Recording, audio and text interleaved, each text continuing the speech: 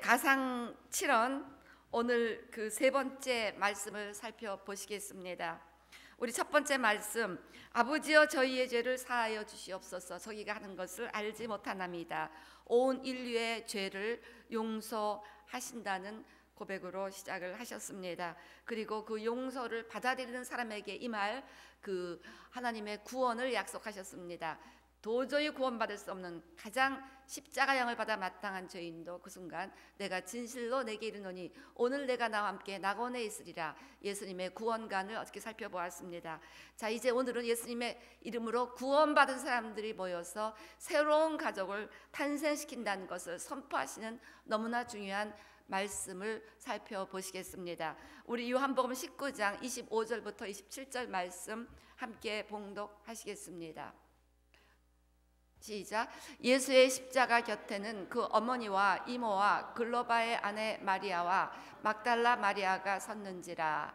예수께서 자기의 어머니와 사랑하시는 제자가 곁에 서 있는 것을 보시고 자기 어머니께 말씀하시되 여자여 보소서 아들이니 낳으시고 또 그 제자에게 이르시되 보라 내 어머니라 하신대 그때부터 그 제자가 자기 집에 모시니라. 아멘. 여자여 보소서 아들이다. Dear woman, here is your son. 예수님께서는 십자가에 위해서 어머니 마리아를 여자여라고 부르셨습니다. 여러분, 그 예수님의 말씀은 이렇게 사실은 그냥 넘길 것이 아니라 대부분 다 구약 성경 말씀에서 뿌리되는 말씀들이 참 많습니다. 사실 그 예수님의 삶 자체가 구약 성경의 성취라고 볼 수 있겠습니다. 더구나 십자가 위에서 딱 7마디 하셨는데 이 십자가 위에서 7마디는 그대로 예수님의 기본적인 사역과 예수님의 가르침을 축약하는 너무나 중요한 메시지들인 것을 이번에 제가 이 가상칠언을 이렇게 하나하나 살펴보면서 새삼 깨닫게 됩니다. 누가복음 24장 25절에서 27절에도 이르시되 미련하고 선지자들이 말한 모든 것을 마음에 더디 믿는 자들이여 그리스도가 이런 고난을 받고 자기의 영광에 들어가야 할 것이 아니냐 하시고 이에 모세와 모든 선지자의 글로 시작하여 모든 성경에 쓴 바 자기에 관한 것을 자세히 설명하시니라. 예수님께서는 구약 성경의 메시아에 관한 모든 약속들을 꿰뚫으시고 다 알고 계셨습니다. 그래서 사실 모든 그 예수님의 삶은 이 구약 성경에 기록된 메시아에 대한 약속을 성취하는 것에 집중하셨다는 것을 알 수가 있습니다. 오늘 이 죽음을 앞둔 십자가에서 그 순간, 이 십자가에서 죽음이 무엇을 의미하는가를 또 하나님의 말씀을 우리에게 상기시키면서 깨우치기를 그 순간에도 원하셨다는 것입니다.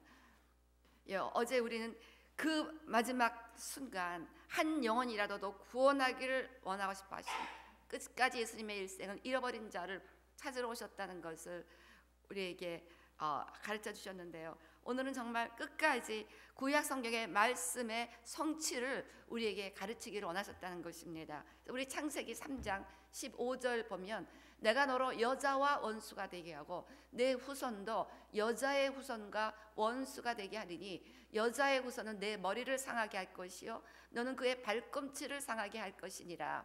그래서 예수님께서 지금 십자가 위에서 이렇게 고통 가운데 숨지시는 것은 바로 이 창세기 3장 15절의 성취라는 것을 알려주시기를 원하셨다는 것입니다.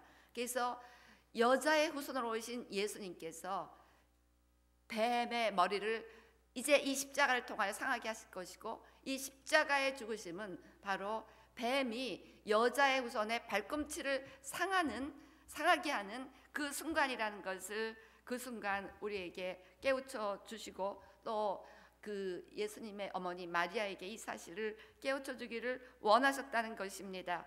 그래서 이 여자의 후손이라는 것을 암시하시기 위해서 예수님께서는 여자의 후손으로서 지금 뱀에게 발꿈치를 물리는 순간이라는 것을 그 순간 선포하셨습니다. 사실 모든 인류는 한 혈통이라고 성경은 기록합니다. 우리 사도행전 17장 26절 말씀처럼 인류의 모든 족속을 한 혈통. 자, 누구의 혈통이냐면 아담의 혈통입니다. 그래서 예수님을 제외한 모든 인류는 아담의 피를 가졌습니다. 아담의 DNA. 그래서 아담의 원죄를 가지고 태어나는 것입니다. 그래서 죄를 아무리 안 지어도 우리 인간들은 태어나면서부터 원죄를 가지고 태어나게 되어 있다는 것입니다. 그런데 예수님만 아담의 피가 없었습니다. 예수님은 마리아 위에 임하신 성령의 역사를 통하여 잉태되신 여인의 우선으로, 마리아 인간이라면 오직 마리아의 그 모든 피가 있다고 볼 수 있는 여인의 우선, 아담하고는 상관이 없이 태어난 유일한 분이라는 것입니다. 그래서 여인의 우선으로 동정녀 마리아에서 태어나신 예수 그리스도가 바로 창세기 3장 15절부터 약속된 메시아라는 것을 오늘 우리가 깨달아야 되겠습니다. 그래서 예수님께서는 십자가 위에서 사단의 머리를 상하게 하심으로 말미암아 명실공히 하늘과 땅의 권세가 예수님께 주어지게 됩니다. 마태기 28장 18절 말씀처럼 하늘과 땅의 모든 권세가 땅의 권세를 가지고 있던 사단의 머리를 상하게 하시는 예수님에게 주어졌다는 것입니다. 때문에 지금 창세기 3장 15절 예수님께서 여인의 후손으로 오셨다는 것을 지금 십자가에서 선포하시는 것은 굉장히 중요한 메시아의 약속에 대한 성취라는 것을 우리가 깨달아야 되겠습니다. 자, 이렇게 해서 우리 예수님께서는 그 예수님을 믿는 자들을 중심으로 이 땅에 새로운 가족들이 성령으로 태어난다는 것을, 예수님이 성령으로 잉태되셨듯이 성령으로 태어나는 새로운 가족이 있다는 것을 예수님께서는 굉장히 중요하게 말씀하고 계십니다. 우리 요한복음 3장 3절 보면 예수께서 대답하실 때 진실로 진실로 내게 이르노니 사람이 거듭나지 아니하면 born again, 새롭게 태어나야 된다. 그래야만 하나님의 나라를 볼 수 있습니다. 하나님의 나라를 보는 우리 교회 공동체는 성령으로 거듭난 사람들의 모임이 되겠습니다. 그래서 5절도 이렇게 말씀하시죠. 진실로 진실로 내게 이르시되 사람이 물과 성령으로 나지 아니하면 하나님의 나라에 들어갈 수 없느니라. 그래서 우리가 물과 성령으로 거듭나야 되는데 이런 일이 어떻게 일어날 수 있느냐? 니고데모와 예수님과의 대화잖아요. 아니 어떻게 사람이 또 태어납니까? 이미 모태에서 나왔는데 다시 모태로 들어가서 태어납니까? I don't understand. 어떻게 태어난 사람이 또 태어난다고 하십니까? 그래서 이 구원을 창조의 역사로 설명한다고 지난주에 말씀드렸는데, 그래서 유명한 3장 16 요한복음 3장 16절 말씀으로 이 니고데모의 질문에 답하셨습니다. 하나님이 사람을 이처럼 사랑하사 독생자를 주셨으니 이는 그를 믿는 자마다 멸망하지 아니하고 영생을 얻게 하려 하심이라. 그래서 이렇게 성령으로 태어나기 위해서는 예수님을 믿고 성령을 받아야만 가능하게 된다는 말씀입니다. 그래서 우리가 성령으로 거듭나기 위해서는 예수를 믿고 새로운 생명을 꼭 받아야 된다는 것입니다. 그렇게 되면 우리는 성령으로, 우리가 육신으로 태어날 때는 육신의 부모를 아버지, 어머니로 모시는 우리의 혈연의 가정이 생겨납니다. 그렇지만 성령으로 거듭나게 되면 하나님을 아버지로 모시는 성령의 가족이 태어나게 된다는 것입니다. 그래서 로마서 8장 29절 하나님이 미리 아신 자들을 또한 그 아들의 형상을 본받게 하기 위하여 미리 정하셨으니 이는 그로 많은 형제 중에서 맏아들이 되게 하려 하심이라. 즉 하나님의 많은 자녀들을 형제로 불렀습니다. 그래서 우리 모든 예수 믿는 자들은 형제고 자매라는 것입니다. New family라는 것이 Brothers and sisters in Jesus Christ. 많은 형제 중에서 예수님이 맏아들이 되는 하나님 아버지를 다 믿고 예수님이 맏아들이 되시는 가족 공동체를 이루는 것이 하나님의 뜻이라는 것을 우리에게 말씀하십니다. 그래서 우리 요한복음 20장 17절 부활하신 예수님께서 이렇게 말씀하셨습니다. 나를 붙들지 말라. 내가 아직 아버지께로 올라가지 아니하였노라. 너는 내 형제들에게 가서 이르되. 자, 지금까지 예수님은 제자들을 형제들이라고 부르신 적이 없었습니다.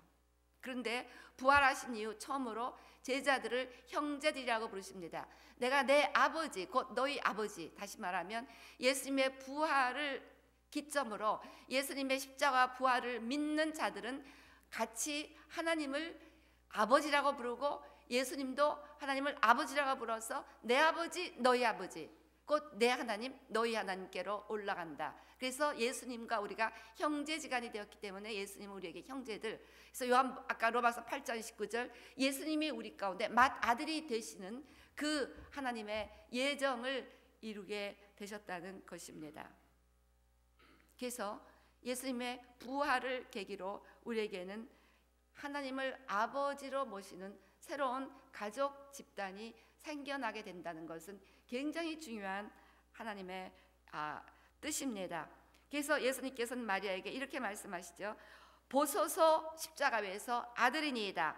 요한에게는 보라 내 어머니라. 즉 예수님의 십자가 죽음을 계기로 해서 요한과 예수님의 어머니 마리아는 아들과 어머니의 관계가 되었다는 것입니다. 그래서 우리 아까 요한복음 19장 26절 27절 말씀하신 것처럼 요한에게 내 어머니라고 부탁을 하고 계십니다.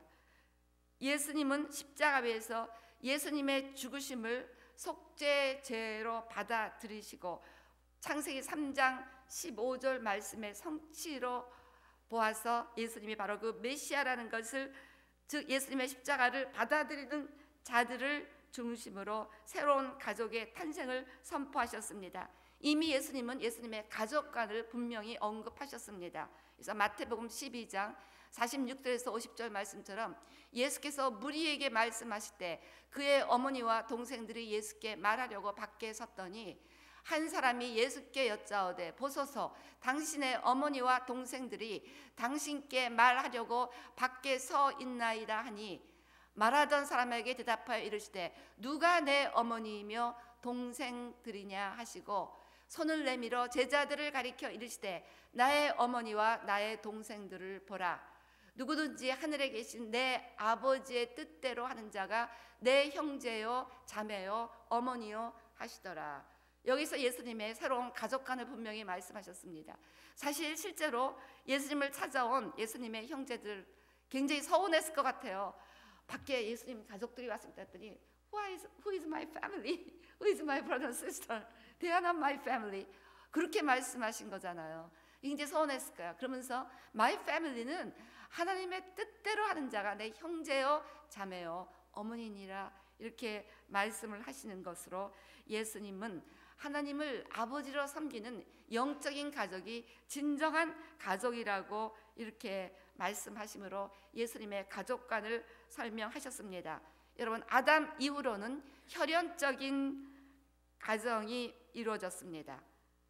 그러나 주님께서는 혈연 인간의 블러드가 아니라 휴먼 블러드가 아니라 혈연 중심이 아닌 성령으로 거듭난 새로운 영적인 가족을 십자가 위에서 탄생시키셨습니다. Born again family를 만드셨다는 것입니다. 십자가의 그리스도를 영접하는 자들을 중심으로 Born again family가 혈연 중심의 블러드 패밀리보다 더 프라이어하다는 예수님의 가족관을 십자가 위에서 말씀하셨다는 것입니다. 우리 사도행전 예수님 믿고 성령으로 거듭난 초대교회 공동체 모습을 살펴보시겠습니다. 사도행전 2장 44절부터 보면 믿는 사람이 다 함께 패밀리는 함께 있는 것입니다. 모든 물건을 서로 통용하고 패밀리는 서로 통용합니다. 또 재산과 소유를 팔아 각 사람의 필요를 따라 나눠주며 패밀리는 서로서로의 필요를 나눠줍니다. 날마다 마음을 같이하여 모입니다. 집에서 떡을 떼며 함께 밥을 먹습니다. 그래서 우리가 교회에서 밥 먹는 것이 중요하다니까요. 함께 친교하는 거가 우리가 가족 공동체인 것을 확인하는 시간이에요. 우리 46절 다시 보시겠습니다. 날마다 마음을 같이하여 성전에 모이기를 힘쓰고 집에서 떡을 떼며 기쁨과 순전한 마음으로 음식을 먹고. 그래서 우리 성도들은 셀 모임이든 무슨 모임이든 모일 때마다 먹는 것을 좋아하는 것은 우리가 가족이라는 것을 확인하는 자리입니다. 하나님을 찬미하며 또 온 백성에게 칭송을 받으니 이렇게 진실로 하나님의 가족으로 더 혈연의 가족보다 더 친밀하게 모이는 이런 가족 공동체로 교회가 회복되면 주께서 그런 가족들에게 구원받은 사람을 날마다 더하게 하시는 것이 하나님의 교회 경영 방침이시라는 것입니다.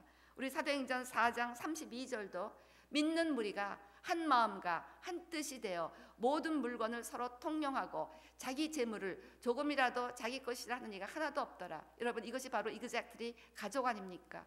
우리가 가정 안에서 서로 물건을 통용하고 더 물질을 다 서로 필요를 따라 사용하면서 이렇게 살아가지 않습니까? 즉 교회가 바로 영적인 exactly for family라는 것을 지금 초대교회를 통해서 우리에게 가르치고 계시는 것입니다. 자, 교회는 이렇게 친밀한 가족 공동체로 회복되는 것이 하나님의 뜻입니다. 자, 물론 하나님은 우리의 가정이 회복될 것을 너무나 원하십니다.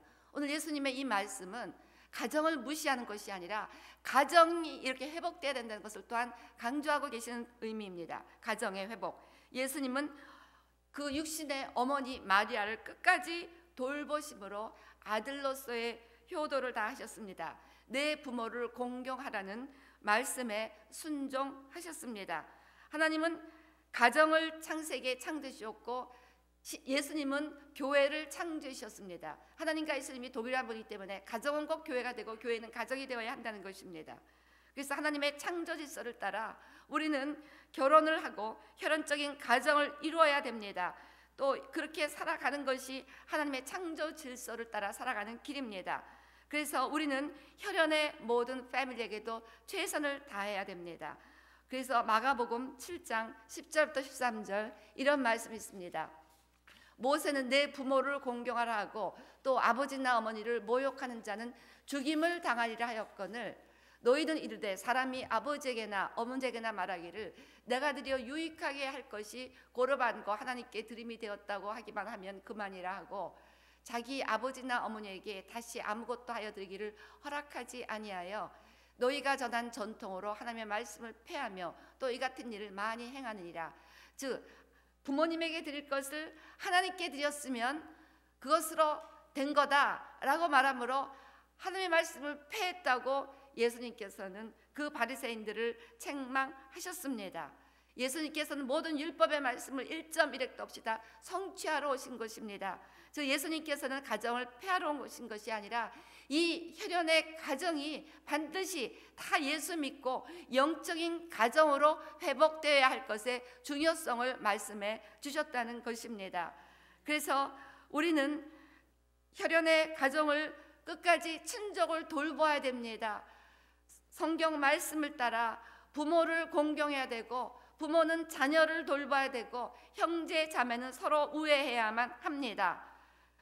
그런데 이런 혈연의 가족이 예수를 믿지 않는 패밀리가 있음으로 말미암아 영적인 가족으로 회복되지 않는다면 혈연의 가정은 영적인 가족보다 더 멀어질 수뿐이 없다는 것입니다.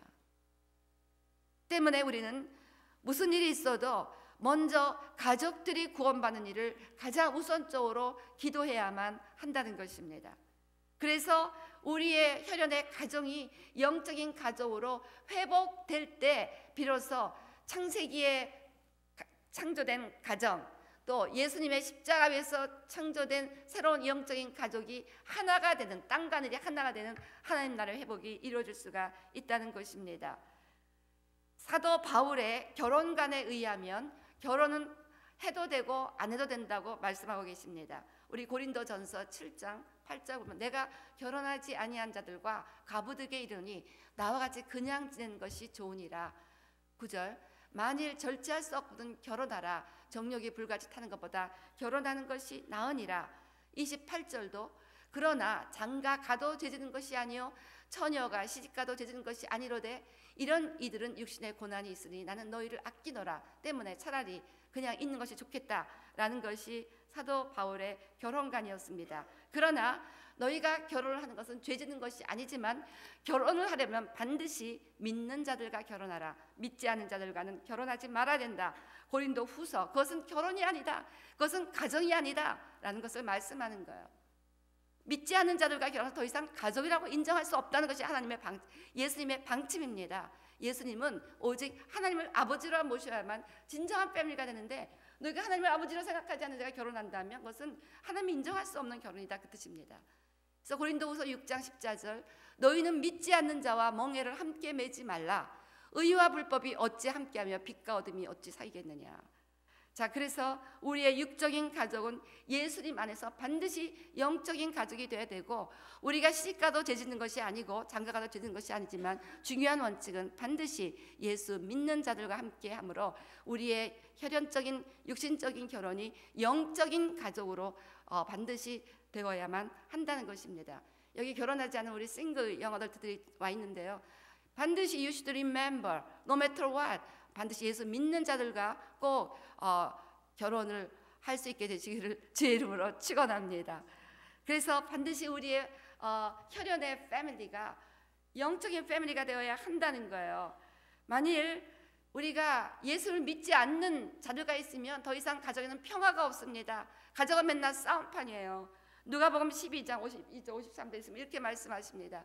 이후부터 한 집에 5사람이 있어 분쟁하되 셋이 둘과 둘이 셋과 하리니 아버지가 아들과 아들이 아버지와 어머니가 딸과 딸이 어머니와 시어머니가 며느리와 며느리가 시어머니와 분쟁하리라. 왜? 영적인 가족이 안 되면 그 육신의 사람들과 영적인 사람들은 끊임없이 분쟁이 있게 된다는 것입니다. 때문에 가정이 더 이상 평화의 낙원이 아니라 싸우는 전쟁터같이 된다는 거예요. 때문에 반드시 아무리 처음에는 이제 육신적으로 끌리죠. 호르몬 때문에 이 청년들은 막 육적인 것을 아름다운 거 좋아하고 무슨 막 예쁘면은 뭐 예수 믿까 먹고는 다 두 번째로 막 이렇게 참 이런 게 문제인데, 그 결혼하면 금세 후회하는 거예요. 결혼하면 금세 평화가 없어지는. 인간은 영적인 동물입니다. 영이 있어요. 반드시 육신의 만족 갖고는 절대로 만족이 안 되는 거예요. 그래서 결국은 영적인 만족이 있어야 true fulfillment를 느끼게 되는데, 이 육신적인 매력은 이제 곧 끝나버리거든요. 그러니까 반드시 우리는 영적인 가족을 이루는 그런 가정을 이루어 가야 됩니다. 이제 우리 육적인 가정이 영적인 가족이 되면 가장 강력한 믿음의 공동체가 됩니다. 그래서 가장 강력한 믿음의 동력자들의 모임이 되는 거예요. 가장 강력한 중보자가 되고, 예수 안 믿던 저희 막내 동생을 갖다 우리 뉴욕에 데려다 놓고, 제가 얘가 뉴욕에서 그 어드미션을 받고 LA로 유학을 왔는데, 저는 뉴욕에 살고 있었거든요. 얘를 전도해야 되겠는데 걔를 LA 데려다 놓고는 절대 전도가 안 될 것 같아. 근데 이미 어드미션 받고 여기 뉴욕 맨하탄에 있는 FIT라는데 어드미션도 안 받고 이미 어드미션 기간 끝나고 학생도 안 받는데요. 근데 네가 하나님의 기적을 보리라. 무조건 뉴욕으로 와라. 그래서 얘가 뉴욕으로 와갖고 아직 이제 와본 거죠. 이제 아직 이거 영접 이제 되면 오려고. 그 3번을 찾아가는데 다 안 되는데 It's too late. 이미 어드미션 끝났는데 3번 딱 가고서 안 됐는데 얘를 딱 줘놓고 이제 기도할 텐데 너가 어드미션 되면 예수 믿을래? 했더니 믿겠대요. 그래서 이제 마지막 최후 통첩을 하러 기도하고 찾아갔습니다. 그랬더니 얘기하는 거예요. 그럼 이번 학기 이미 늦었으니까 이 나이 클래스, 이브닝 클래스에 일단 들어와라. 그래서 공부를 잘하면 다음 학기에 그것을 다 인정해주고 정식 등록을 해주겠다. 그래서 등록이 됐습니다. 그래서 첫 번째 학기에 그것을 어드미션을 받고 저녁 클래스만 들었는데 그 학점이 나중에 다 인정이 돼갖고 졸업할 때는 수석으로 졸업했습니다. 그래서 미국 최고 디자이너 상을 받고 FIT 수석으로 졸업해갖고 막 신문 나고 막 그랬는데, 어쨌든 그걸 이거 쓸데없는 말해서 죄송합니다. 하여튼 그렇게 엉터리로 들어가는데도 그렇게 졸업했다는 겁니다. 하나님의 역사였어요. 그런데 중요한 거는 그렇게 해서 얘가 나의 든든한 중보자가 됐어요. 그래갖고 지금도 내가 뭐 나 할 거 너무 많다 할거 어저께 카톡으로 언니에서 기도했더니 언니 기도할게. 얼마나 든든한지 모릅니다. 그래서 우리의 육적인 패밀리가 예수 믿으면 가장 강력한 믿음의 동력자가 되고 중보자가 되는 거예요. 때문에 우리의 육적인 가족이 예수 믿도록 우리가 무슨 한 일이 있어도 기도해야 될 우리의 책임과 사명이 있다는 것입니다. 그래서 가족 구원을 위해서 간절히 기도하시면 그렇게 예수 안 믿던 우리 엄마, 아버지, 동생 다 예수 믿게 되고 얼마나 저게 영적인 든든한 후원자가 되는지 모릅니다. 정말 얼마나 이게 감사한지 알 수가 없어요. 그래서 이 육적인 패밀리가 예수 믿으면 얼마나 강력한 후원자가 되는지 때문에 우리의 가정은 반드시 영적으로 회복될 수 있도록 기도해야 됩니다. 자, 예수님은 십자가에서 2가지 교훈을 가르치셨습니다. 교회의 회복과 가정의 회복. 교회는 가장 친밀한 가족 공동체가 되어야 됩니다. 그래서 마리아와 요한은 이제 더 이상 남남이 아니라 십자가 위에서 아들과 어머니라는 가족으로 연결이 되었습니다.